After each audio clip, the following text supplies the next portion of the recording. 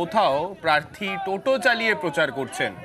যে ছবি দেখাচ্ছি এটা বাঁকুড়ায় সুভাষ সরকার বিজেপি প্রার্থী টোটো চালিয়ে তিনি প্রচার করছেন। আমাদের সঙ্গে রয়েছেন আমাদের প্রতিনিধি প্রিয়ব্রত। বিজেপির আত্মবিশ্বাস বাঁকুড়া লোকসভা কেন্দ্র ধরে রাখার ক্ষেত্রে ঠিক কতটা এবার?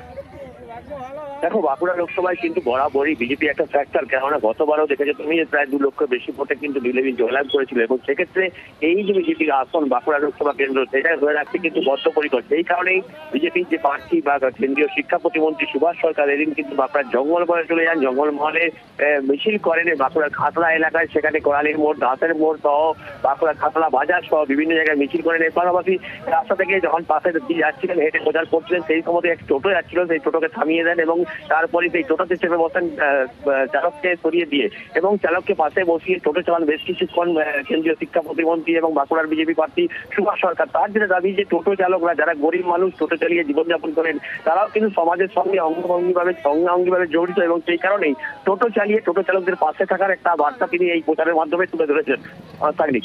বেশ, ধন্যবাদ প্রিয়ব্রত। টোটো সাধারণ মানুষের একটি সাহারা, গরিব মানুষের, তাই একজন যাত্রী সহ টোটো চালিয়েছি আমাদের মিছিলের পুরো ভাগে। ভারত মায়ের সঙ্গে সঙ্গে এই বাঁকুড়ার উন্নয়নে ভারতীয় জনতা পার্টির যে যোগদান বিশেষভাবে শুরু হয়েছে সেটা লাগাতার অব্যাহত থাকবে।